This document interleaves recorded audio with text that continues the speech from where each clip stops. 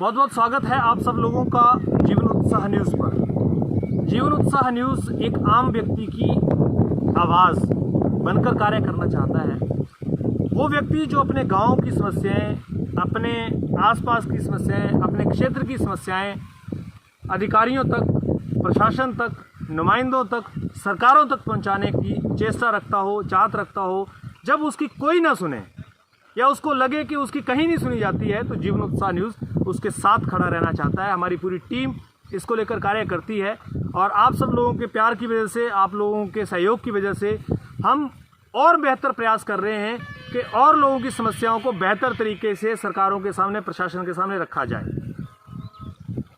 मुद्दा चाहे कहीं भी का भी हो, एक गांव का हो, एक शहर का हो, कहीं का भी हो,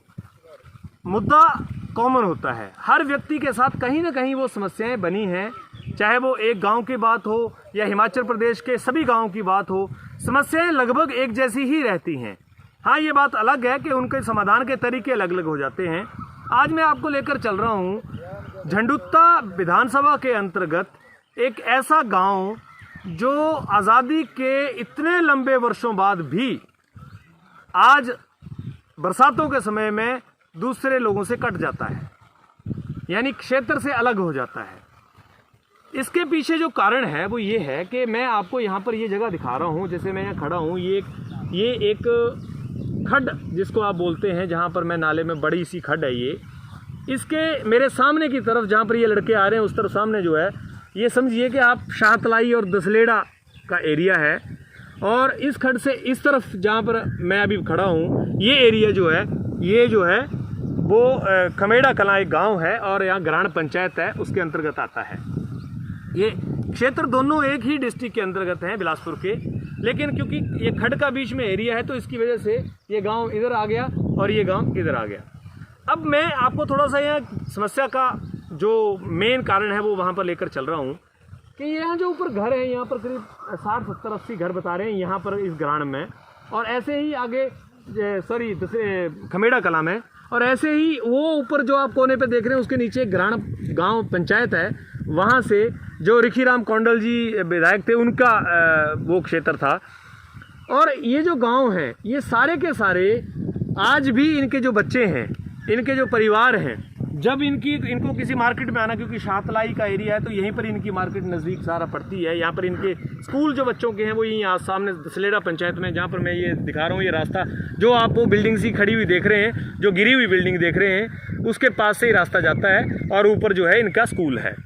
इन बच्चों के लिए पिछले कई सालों से ये समस्या खड़ी है, इनके परिवारों को ये समस्या खड़ी है कि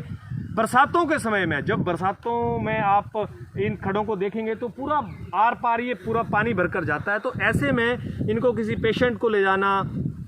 स्कूलों को बच्चे जाते हैं उनको भेजना, अपने भी सुविधाएं, राशन पानी लाना, वो सारी की सारी चीज़ें इनके लिए एक चुनौती बन जाती हैं। अब पिछले लंबे समय से ये लोग इस तरह से अपना समय काट रहे हैं। इनके बुज़ुर्गों ने भी ऐसे ही समय काटा, लेकिन बुज़ुर्गों की अपनी एक सोच होती थी। उस टाइम इतनी व्यवस्थाएं भी नहीं होती थी, लोगों को इतना कहीं जाना भी नहीं पड़ता था, लोग अपना सब अरेंजमेंट पहले कर लेते थे। लेकिन आज तकनीकी समय है, हर एक व्यक्ति जागरूक है, उसको अपनी गाड़ी भी ले जानी है, बाइक भी ले जानी है, सुविधाएं भी ले जानी हैं, ट्रैक्टर भी ले जाने हैं, सामान मकान बनाने के लिए भी ले जाने हैं, बहुत कुछ करना है। इन सारे कार्यों के लिए सड़क की व्यवस्था होना बहुत आवश्यक है और यही वजह है कि सरकारों ने सड़कों को एक व्यक्ति की मूलभूत सुविधा के रूप में गिना है, यानी उनका अधिकार है, उन्हें वो सड़कें मिलनी चाहिए और सरकारों के कर्तव्य हैं उन्हें वो सड़कें देनी चाहिए। ऐसे में इस गांव की सबसे बड़ी समस्या ये है कि ये लोग अभी पूरी तरह से कटे रहते हैं। इनको कहीं भी जाना आना जो है वो एकदम वर्जित हो जाता है, बाधित हो जाता है, कहीं जा नहीं सकते। मैं आपको यहाँ पर कुछ वीडियोस दिखा रहा हूँ। पहले न्यूज़ के बीच में चलते हुए मैं बरसातों के समय में जब इन्होंने ये वीडियो रिकॉर्डेड किए थे, जिसके अंदर आप ये देख रहे हैं कि बच्चे इस खड्ड को पार कर रहे हैं। आपको यहाँ पर बहुत सारे वीडियोस हैं मेरे पास, लेकिन मैं आपको बहुत कुछ दिखा रहा हूँ कि इस तरह से ये हालत होती है इन लोगों की और इस तरह से ये लोग अपना गुजारा करते हैं। और जब हम आज़ादी की बात करते हैं तब ये हाल है। तो सरकारें इसको लेकर अब क्यों जागरूक ना हो, इस मुद्दे को मैं आज लेकर आना चाहता हूं। हालांकि यहाँ के जो विधायक हैं जीतराम कटवाल जी, उनसे मेरी इसको लेकर काफ़ी लंबी देर चर्चा हुई। उन्होंने हमें ये आश्वासन भी दिया है, लोगों को भी आश्वासन दिया है, हालांकि उनका वर्जन मैं अभी रिकॉर्डेड आपके बीच में नहीं लाया हूँ क्योंकि मेरी फ़ोन पे ही बात हुई है,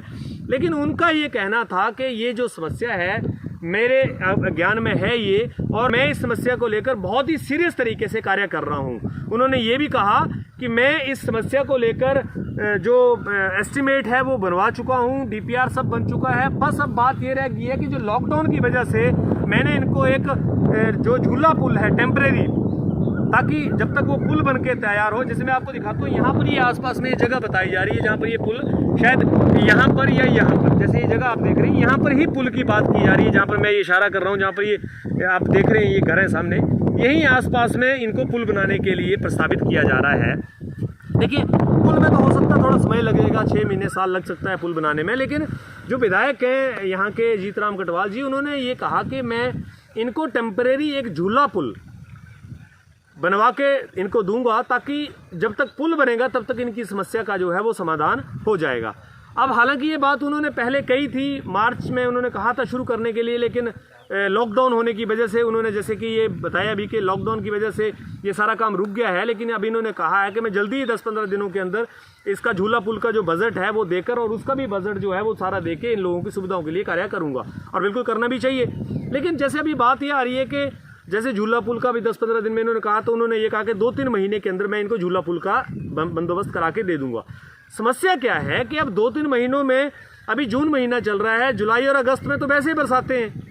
तो ये बरसातों में फिर लोगों के लिए समस्या खड़ी हो जाएगी, और फिर इन लोगों का ये जो साल है इन बरसातों में परेशानी का बनना जो है वो लाजमी बात है। और क्योंकि बच्चों को वैसे भी इस बार लॉकडाउन की वजह से छुट्टियां चल रही हैं, और आगे अब क्योंकि जुलाई में अगस्त में अगर लॉकडाउन जैसे खुल भी जाता तो छुट्टियां अब नहीं रहेंगी, और ऐसा भी नहीं हो सकता क्योंकि पहले छुट्टियां हो जाती थी तो बच्चे अपने आप को एडजस्ट भी कर लेते थे, लेकिन अब क्योंकि वो छुट्टियां भी कैंसिल हो जाएंगी क्योंकि लॉकडाउन की वजह से वैसे स्कूल बंद हैं, तो ये एक बड़ा चैलेंज हो जाएगा कि 3 महीने बच्चे पहले ही स्कूल नहीं जा पाए, और अब अगले 2 महीने 1 महीने के बाद अगर कोई इनको इंतज़ाम नहीं होता है तो फिर इनके बच्चों को बरसातों में छुट्टियां ही करनी पड़ेंगी। और मैं आपको यहाँ पर एक बात और बताना चाहूँगा कि अगर इनको सातलाई आना हो, अगर इनका रास्ता यहाँ से ख़राब हो, तो इनको यहाँ से पहले 3 किलोमीटर 4 किलोमीटर खड़ी एक चढ़ाई चढ़ के पहले वहाँ रोड पे पहुँचना पड़ता है, फिर वहाँ से उनको घूमते हुए सातलाई ब्रिज के ऊपर निकलना पड़ता है, जो कि लगभग 14 किलोमीटर का सफ़र इनको करना पड़ता है, केवल इस वजह से कि यहाँ पर आज तक सरकारें यहाँ सुविधा नहीं दे पाई। मेरा यह बड़ा आसान सा प्रश्न है, जो भी आज तक यहाँ विधायक रहे हैं, जो भी नुमाइंदे रहे हैं, सरकारों ने कभी भी पैसा खर्च करने के लिए कमी नहीं रखी, लेकिन उस पैसे को खर्च कहाँ करना है ये तो विधायक और जो नुमाइंदे हैं वही तय करेंगे। 70-75 सालों से इन लोगों को कोई सुविधा नहीं है, और आज भी ये उसी हाल में जी रहे हैं जिस हाल में 70 साल पहले जी रहे हैं। तो फिर आप लोगों के प्रतिनिधि बनने का फ़ायदा क्या हुआ? आपने इनको क्या सुविधाएं दी? जो बेसिक सुविधा है, इस बेसिक सुविधा से आपने इनको वंचित रखा हुआ है। ये इनके साथ में एक बड़ा आप लोगों ने गुनाह किया है। मैं यहाँ पर एक व्यक्ति है राजकुमार जी, मैं इनको आपके बीच में लेकर आना चाहूँगा। इन्होंने इस सारे कार्य को लेकर बहुत ही एक अहम भूमिका निभाने का प्रयास किया है। इन्होंने सारे इस प्रकरण को लेकर, जो भी ये समस्या है इनकी पुल को लेकर, झूला पुल को लेकर, बहुत प्रभावी तरीके से कार्य किया है और बहुत अच्छा इन्होंने आगे इनिशिएटिव लिया है। राजकुमार जी, जैसे कि आज हम इस बात को आपके सामने आपके माध्यम से, जैसे आपने बताया कि ये हमारी समस्याएं हैं, हम इसको सरकारों तक पहुंचाने का प्रयास कर रहे हैं। क्या एक सही आपकी जो समस्या है उसको रखते हुए आप सरकार से, मुख्यमंत्री महोदय से, उपायुक्त महोदय से, या फिर आपके विधायक साहब से, उनसे कहना चाहेंगे? सबसे पहले मैं धन्यवाद करना चाहूँगा जीवन उत्साह टीम का, जिन्होंने हमारी समस्या समझी और हमारे आग्रह करने पर यहाँ पहुँचे। तो मैं ये कहना चाहता हूँ कि हमारे ग्राम पंचायत के जो 2 वार्ड है, घुमारपुर और मेड़ा कला, आज भी आज़ादी के टाइम, आज देश को आज़ाद हुए कम से कम, जैसा कि कहा गया कि 70-72 साल हो गए हैं, बट आज दिन तक भी हम उसी खड्डे में हैं जहां हम 70 साल पहले थे। मैं प्रशासन से और सरकार से ये विनती करना चाह रहा हूँ, हम बारंबार अपनी समस्या रखते हैं कि हमें पुल की समस्या है, सड़क की समस्या है, बच्चों को आने जाने के लिए दिक्कत होती है, क्योंकि खमेड़ा कला के लोग या बच्चे अगर स्कूल को आना हो उन्होंने तो दसरेड़ आना पड़ता है, तो बीच में जो है एक सरियाड़ी खड़ पड़ती है हमारी, जिसमें बहुत ज़्यादा मात्रा में पानी आता है। अभी तो आगे बरसात भी आने वाली है, तो हम बारंबार यही समस्या यही प्रशासन तक अपनी आग्रह करना चाहते हैं कि जल्दी से जल्दी जो है खमेड़ और घुमारपुर के लोगों की समस्या का निवारण किया जाए। जैसा कि हमें ज्ञात भी हुआ है कि माननीय श्री जीतराम कोटवाल जी ने आश्वासन दिया है कि बहुत जल्दी जो है इन कार्यों को किया जाएगा। चलो पुल को तो टाइम लगेगा, उसका शिलान्यास कर दिया जाए, और बट जो झूला पुल है तो टेम्परेरी जो है जल्दी से जल्दी उस कार्य को किया जाए, ताकि जो है हमारे बच्चों की समस्या और हमारी समस्या जो है थोड़ी कम हो। और एक विनती और करना चाहूँगा मैं प्रशासन से, अधिकारियों से, कि जो रोड बना है भक्तपुर से लेकर के घुमारपुर बाया खमेड़ा कला के लिए, जिसका रोड कोड है 307/685, तो उसमें कुछ 2-3 डिस्प्यूट ऐसे हैं जहां टेन वाल लगनी है। तो मैं कोटवाल जी से एक विनम्र प्रार्थना करना चाहता हूं कि उसकी तरफ भी ध्यान दिया जाए, और ख़ास कर जो है पंचायत अधिकारियों को भी ऑर्डर लगाया जाए कि अपने वार्डों में जाकर के देखा जाए कि कहाँ क्या कमी है, ना कि किसी व्यक्ति विशेष के लिए कार्य किए जाए। थैंक यू, धन्यवाद जी। हमारे बीच में यहाँ कुछ महिलाएं भी खड़ी हैं, मैं चाहूँगा कि वो भी अपनी बात रखें, क्योंकि देखिए सरकार बार बार महिलाओं के अधिकारों की बात करती है, और बिल्कुल सही भी है, महिलाओं के अधिकारों का सरकारों को ध्यान रखना भी चाहिए। लेकिन आज जब महिलाएं जागरूक हो रही हैं, धीरे धीरे समय के साथ में उनको जो रिस्पेक्ट मिल रही है, उसको देखते हुए उस समाज के लिए वो मैसेज क्या देना चाहती हैं, जो इनकी समस्याएं है, उस समस्या को लेकर सरकार को क्या निवेदन करना चाहती हैं, क्या ये अपनी गुहार लगाना चाहती हैं। हमारे बीच में ये महिलाएं खड़ी हैं। मैं आपके माध्यम से सरकार तक ये बात पहुंचाना चाहता हूं कि पहले तो जो महिलाएं हैं हमारे समाज की, वो जागरूक हों, वह भी अपनी बात को रखना सीखें, अपनी बात को सरकारों तक पहुंचाना सीखें। ये जो समस्या आपकी है वाकई में ही बहुत बड़ी समस्या है, देखने के लिए बड़ी छोटी सी बात लग रही है, लेकिन जब पूरी खड्ड में पानी भरा होता है और हमें अपने बच्चों को स्कूल भेजना होता है, और क्योंकि उनके भविष्य की बात होती है, तो हमारे हाथ पैर फूल जाते हैं, हमें समझ में नहीं आता क्या करना है। क्या समस्या पूरी आप जो होती है फील करते हैं उस समय में, वो आप सरकार तक पहुँचाइए। हम सरकार से निवेदन करना चाहते हैं कि हमें बहुत मुश्किल होती है इस खड्ड को पार करने के लिए। हमारे बच्चों को बहुत, हम जब बच्चों को स्कूल पहुंचाते हैं तो हमें बहुत मुश्किल होती है पानी पार करने के लिए, और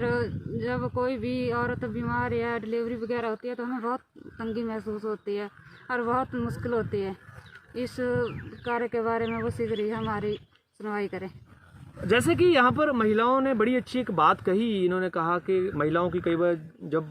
इमरजेंसी में कोई ऐसी सिचुएशंस आती है, उनकी डिलीवरी की बात आती है, जैसे मुझे ये बताया गया था, पिछले साल भी मैंने एक वीडियो देखा था यहाँ का, जिसमें एक महिला को पालकी में डालकर डिलीवरी के लिए ले जाया गया था। सब ये वाकई में बड़े दुख की बात है। हमारी सरकारों को इसको लेकर बहुत सीरियस प्लान करना पड़ेगा, और खाली यही पंचायत नहीं, यही गाँव नहीं, जहाँ जहाँ भी इस तरह की समस्याएं लोगों की हैं, जहाँ पर उनको रोड नहीं मिले हैं, उनको लेकर आपको बहुत एक बड़े एक्शन पे काम करते हुए ये सुविधाएं लोगों को देनी चाहिए। जीतराम कटवाल जी से भी हम आपकी बात कराएंगे इसको लेकर। उन्होंने कहा है कि वो भी शिमला में है, 15 तारीख तक आएंगे।